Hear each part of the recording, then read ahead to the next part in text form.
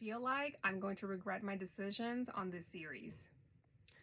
Hey you guys, welcome to another video. I hope you had a great Labor Day weekend and thank you so much for stopping by. If you're new to my channel, my name is Ani and today's video, of course, we are going to be looking at some new books. These are part of a book series, either books I have already started reading and these are continuation of that book, or these are completely brand new book series that I am planning on reading. So here they are. Alright, the first books I have here are part of the Tierling series, and the first one is called The Queen of the Tierling by Erica Johansson. The second one is The Invasion of the Tierling, and the third book is The Fate of the Tierling. The story is about a princess who was raised in the exile. On her 19th birthday, she sets journey to her castle to reclaim her birthright after her mother's death. So we'll see how this book goes, hoping I like it because it's been out for a while and I've noticed that if the book is been out for a while, like, 8-10 years, I kind of don't like it anymore. I don't know, like I said, my tastes have changed, maybe that's why, but we'll see how this book is. I'm actually looking forward to reading it because this book sounds really good to me. Okay, the next books I have here are part of the Millennial series and it's by Stieg Larsson, and of course if you watch my videos you know I read The Girl with the Dragon Tattoo in July. Was it July? I'm pretty certain it was July and I absolutely loved it, so I wanted to continue the series. So the first book is The Girl Who Played with Fire. It's actually the second book of the series by Stieg Larsson. The third one is The Girl Who Kicked the Hornet's Nest, and the fourth book is The Girl in the Spider's Web by David Lagerkrantz. I hope I'm pronouncing it correctly. So if you didn't know what The Girl with the Dragon Tattoo is about, it's about a teenage girl who goes missing 40 years prior, and her uncle hires a journalist to find out what happened. And the journalist ends up working with a hacker who is also a private investigator named Elizabeth. So in the first book, of course, we are following only the teenage missing girl's story and, what's happening and how it's going to end up in that book. However, in these books, I believe we are following more of Elizabeth's story, which will explain what's happening to her in the first book and why it's happening. And, she does have some disturbing past that is mentioned in the first book. So I was actually eager to, follow up on that and see what the rest of the books are about. And if it will explain, her story a little bit more. So therefore, I just decided to get the rest of the books because, yeah, I just can't wait. And if I'm not incorrect, I believe there are like 2 more books to this series, which I will have to get once I finish these 3.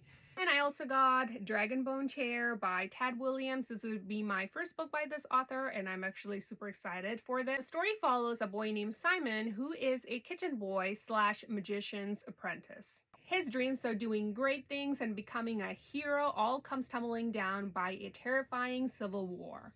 A war that was fueled by ancient hatred and immortal enemies, and of course, a source of the dark power. Of course, this book is a fantasy, and I love nothing more than to read a good fantasy. And like I said, this is a new author to me, so I am like super excited to check him out. So we'll see if I will continue the series. There are 2 more books to this series. Hopefully, I like it.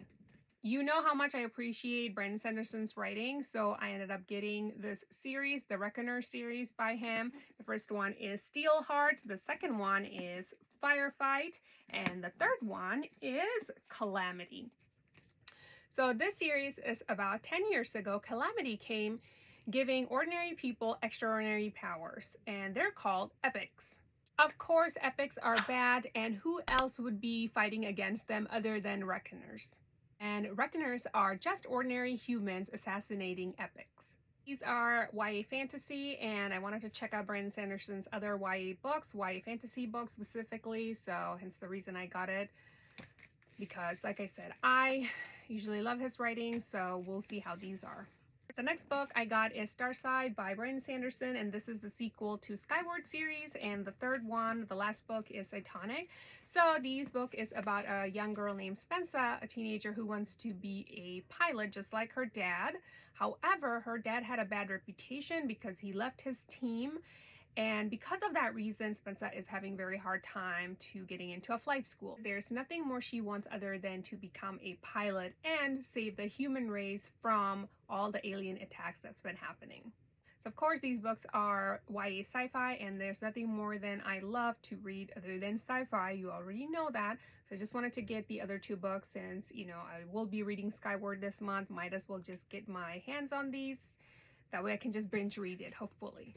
Another series I wanted to start reading, and I am very late to it. However, I just wanted to, you know, read it at some point. It is The Infernal Devices. The first one is Clockwork Angel by Cassandra Clare. The second one is Clockwork Prince, and of course the very last book is Clockwork Princess. Of course, these series are related to the Shadowhunters novels, which I actually read and I really like them. I have them, so I wanted to continue reading this because there are some other books by Cassandra Clare that I am interested in checking out. So this series is about when Tessa Gray crosses the ocean to find her brother. She ends up in England, which is the time of Queen Victoria. Something is waiting for Tessa in the London's downworld, where vampires, warlocks, and supernaturals walk the gaslit streets.